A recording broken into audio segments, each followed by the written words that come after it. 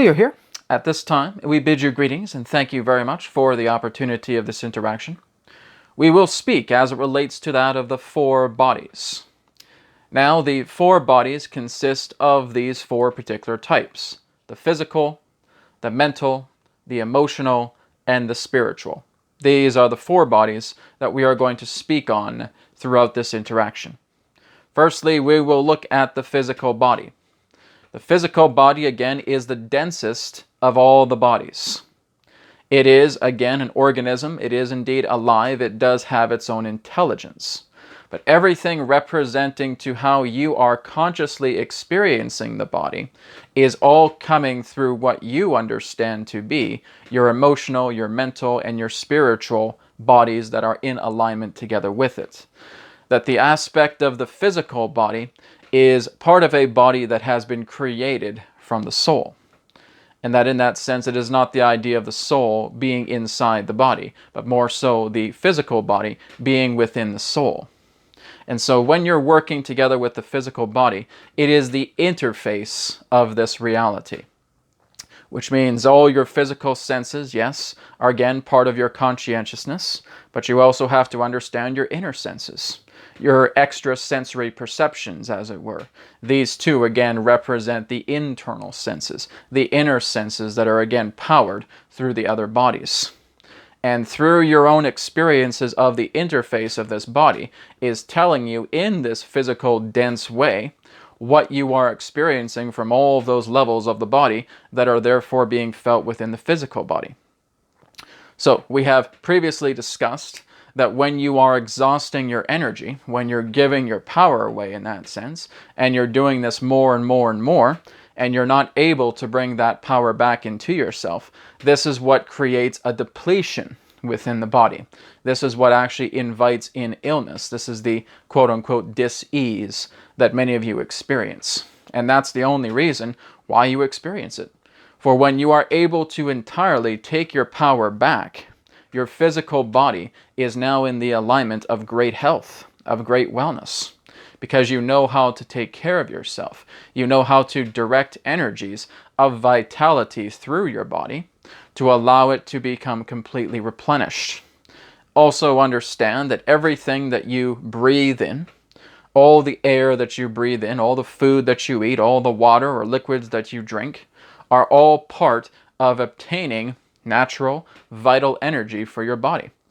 You could refer to this as the Chinese refer to as qi, or as the Indians refer to as prana, or again, life force energy. But the more that you are able to naturally consume that life force energy through the breath, through food, through drinking, through digestion, etc., then that is basically what your body is feeding off of naturally. It's not the idea of the physical matter. It's the energy, it is the vitality within those particular elements that your body is actually requiring to produce itself in the, shall we say, well-being effect that it has. And that's what actually makes a healthy body. A healthy physical body comes from the idea of ingesting pure vital energy, life force energy, prana, qi. And the more that you're able to do that, the more that your body is able to function appropriately. But when you are basically breathing in stale or harmful air, when you're eating harsh food, when you're drinking harsh liquids, the life force within those particular elements is, in that sense, completely contaminated. And so what you're bringing in is stagnant energy into your body. And this, again, can create some form of discord pertaining to the idea of the appropriate functioning of your own body. It is when you are able to eat pure foods. It is when you are able to cluster your own body with, again, refined qi, prana, life force energy. When that happens, your body is now getting all of the essential vitality, nourishment it needs for it to function appropriately. But again, it's not just the nature of diet here. This is where we move on to the second aspect, which will be that of the emotional body. When you're working with your emotions, Your emotional body, in that sense, is something that is part of the interface within your own body. It is something that is respond chemically, that again bonds together with certain energetics that are again all part of the, shall we say, natural electricity of your body. So when you therefore become shocked about something, there is an electrochemical reaction. And that electrochemical reaction that is again built into this body to again allow itself to explore the contrasts of emotions through it will therefore be revealed. And again, it is what you are able to put within yourself relating to that aspect of emotion that will determine your own state of being, your own well-beingness. And so if you're feeling very, very upset about something, it's because of something that you have programmed emotionally within yourself through the interface of this body physically and emotionally that has caused this particular disruption of your own energy. Again, created through the aspect of upbringing, created through the aspect of beliefs, through the aspects of barriers and borders that you have placed upon yourself. Again, through parents, through family, through friends, through the aspect of the social background, through, again, modern society. All of these particular forms create the factor to where emotional blocks come together. Because just like having harsh food, you have these harsh situations that are therefore being created through you that are impacting the emotional body. Therefore, your emotional diet is becoming very, very harsh because of the belief systems that you carry. And so with all of these belief systems, with all the idea about how you are getting upset about something or angry about something or being depressed about something, again, is all part of how you are giving power away to a situation. Because for many of you, that's how you are raised. But just because you were raised that way does not mean that that is a permanence. It is an impermanence. And you are simply looking into yourself by looking at the other side of the emotional scale, by balancing out with positive emotional energy. That again is allowing the electrochemical aspect of your body to become harmonized. Therefore, when you are having emotions, it is not the emotions themselves that are having to be eradicated in any way. You're not looking to destroy your emotions here. Your body is an emotional instrument. It's designed to function with the idea of the emotions in this way. It's only letting you know these emotions because it acts as a gauge. And so when you're working with the emotions where you're feeling very, very angry, you let that anger out, and now you're able to come back to the other side of the scale at the balancing point. Same thing with great happiness. You get so overexcited that you can't seem to listen to anybody or anything. You need to let all of that excitement out so that then you ground yourself back into the balance point. And that's all this is. It is the traumas within yourself that create these emotional overages. So when there are states of great abandonment, rejection, abuse, then that is what creates these particular aspects of emotional discords, of emotional reactions. And it's when you're able to go into those particular traumas, being able to look at them as an observer, and bringing love then into the fold, and being able to again balance out the electrochemical body of emotion. So you will never get rid of your emotions. Your emotions will always be there. But what you are doing is you are training yourself to become equanimity, to become in a state of imperturbability, where you are no longer feeling that you need to flip-flop left and right across the scale as it relates to emotions.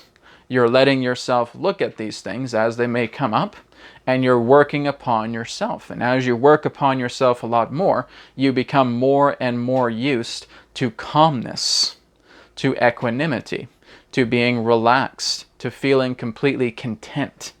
And that is how you have the most powerful mind that again allows you to become present and enter the God mind. So that is a brief discourse as it relates to the emotional body. The mental body, or the thought body in that way, again holds similarities to that of the other two bodies. But again, this is representing that of your own thought cognizance and thought well-being. if there is a stream of thoughts that are coming through you all the time, and you are constantly creating all of these what if and hypothetical scenarios, what if this happens, oh, I should have done this yesterday, I should have done this last week, what if this happens in the future, what about tomorrow, what about next week, oh, what if this person really doesn't like me because I didn't do this for them, etc., etc., etc. Again, the mental body is again fueled through the emotions, and again is displayed and interpreted through the physical body. So all the thoughts that you are having that are therefore being perceived by the brain and therefore being experienced through your own conscious actions, again, can be like an unhealthy diet. It's the idea that, again, you're creating harsh thoughts that are causing great exhaustion within your body. Because to have so many thoughts per day that you are fueling is what's actually causing you to get burnt out. It's what's causing you to just want to collapse over. Because you are putting so much emphasis in all of these other scenarios while you're looking at these thoughts right now inside of a quiet room. While you're in that quiet room, there is really no external stimuli happening that's taking your attention away. But while you're in this quiet space, your thoughts are running amok. They're going left, right, and center. They're going in all different directions. And you're exhausting yourself by putting so much energy into this mental horse race. And so again, what do? You start taking deep breaths in, deep breaths out. You start relaxing yourself. Again, when you're having all of these overages of thoughts, again, they link together with the emotions. The emotions are telling you it's time to panic, and now the thoughts are going to go into that representation of saying, here's a group cluster of panicking thoughts. So, through the breath, where you're starting to relax yourself, you're starting to calm down, you're starting to now bring in some positive energy into yourself, the physical, the emotional, and the mental body now starts to relax, now starts to calm, because you are now reassuring yourself of the positive energies, of the positive reinforcement that's coming into yourself. And you're now starting to realize that you are indeed in a very quiet space and that there is nothing distracting here. And you're allowing yourself to get a grip on yourself and come back into the present moment. Be here and now. And now you are able to let those thoughts, bit by bit, start to fade and start to come into a state of calmness. You're not telling your thoughts in your mind, oh, be quiet, oh, just shut up, I don't want to listen to you. Because what you're basically doing is you're telling those thoughts, oh, you want more of us because you're irritated, and that's what your own emotional body is telling you, and so you bring more in. So what you are doing is you are nurturing those thoughts so that you can transition yourself into a state of calmness. So basically all you're doing is just accepting the thoughts as they come in. And that is a very soft bridge that is taking you back into the present moment. You're being soft, you're being calm with them. And now you're going back into the state where the thoughts are becoming softer and softer. It's like the idea of a cat that, again, is constantly meowing at you. If you constantly tell the cat to be quiet and to stop meowing, it may run away for a bit, and then it comes back, and it meows at you a lot more. But now you acknowledge the cat, and you just invite the cat up on your lap, and you start petting the cat, and those meows start turning into purrs. And now it starts to get soothing. Now it starts to feel calm. Now it starts to feel relaxed. And you're relaxing with the cat as well too. Do you see how you are nurturing that cat? And in this way, you're nurturing your thoughts. You're just saying, it's all right if I'm getting these thoughts. They are thoughts. Let them come as they need to. I'm not going to resist them. I'm just accepting whatever it is they want to share with me, and I'm not putting up a fight. Now those thoughts start to relax. Now it's like you're just purring this cat that is now asleep on your lap, completely comfortable. And you are comfortable with the thought cat. Well, that's all you're doing here with the mental body, is you're allowing your thoughts to relax so that you can be in this present moment, so that you can relax, so that you can calm, so that you can recharge and rejuvenate yourself. We are not saying for you to get rid of your thoughts. No. It's the idea that thoughts help you to create. And that is absolutely fine. But it is when you are going into the overages of the harsh thoughts to where they become so completely expansive to the degree where they become very, very prolific and fruitful, but in a harsh way. That is what's creating this complete overburden as it relates to the idea of your mental body going into a state of chaos. So just like that cat that can't meow, invite it up to your lap, start petting it, start nurturing it, and now just allow those thoughts to soothe. And now you're present. Now you're rejuvenated. Now you have that natural calmness that allows you to focus and concentrate on what you know you want to concentrate on. And finally, we have the spiritual body. The spiritual body, in that sense, is the overseer to all of these particular bodies. It is the conceptual aspect to which represents all that of idea, to which represents all of that of essence, and to when you are aligning to your spiritual body, you are moving that which is beyond thought. You are moving that beyond emotion, and you are coming into the awareness of being still. For the overseer of the spiritual body is your connection back into the God mind. It is the widest circle, as it were, relating to all of the other circles within that pertain to the physical, the mental, the emotional, and of course now the spiritual body. It is your God aspect. It is your God essence. And that when you come into the spiritual body, you move past all of the karmic aspects, the thought aspects, the emotional aspects, the physical aspects of life. And you become one with creation. You become one with your spirit. This is the permanent aspect of yourself. For the spiritual body has no identity. It has no form of personality. It is all that is. Therefore, you could understand that the spiritual body is emptiness. And because it is emptiness, this is when you are able to tune into it, that you understand everything by, again, being empty. So, when you are aligning that spiritual body to come together, you are now functioning as the God mind. When you become the God mind, the God spirit, then what you're doing is you're simply following the flow of what the spiritual body is bonding together and telling you. Not through the idea of any particular type of personality conditioning or dogma in that way, but again, just going with the flow. When you're actually experiencing this type of channeling state right now, this again represents a type of connection to the spiritual body. That there is no insistence here. There is no conditioning here. There is no judgment here. It simply is the flow of the words as they need to be shared.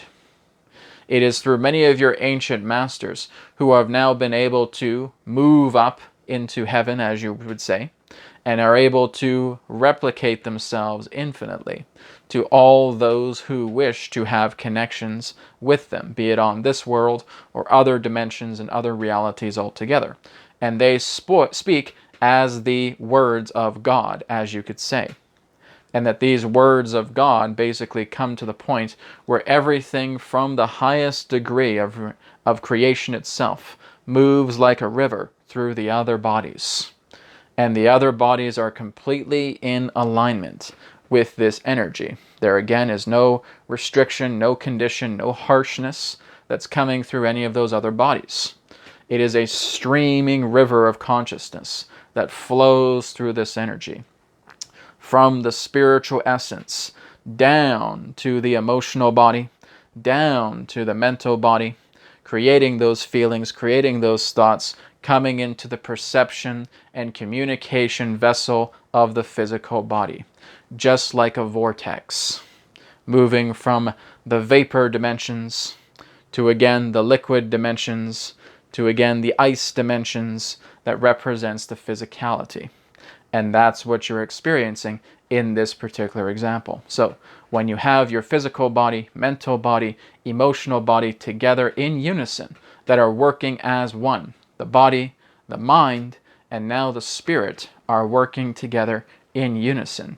You have now become an instrument of God within.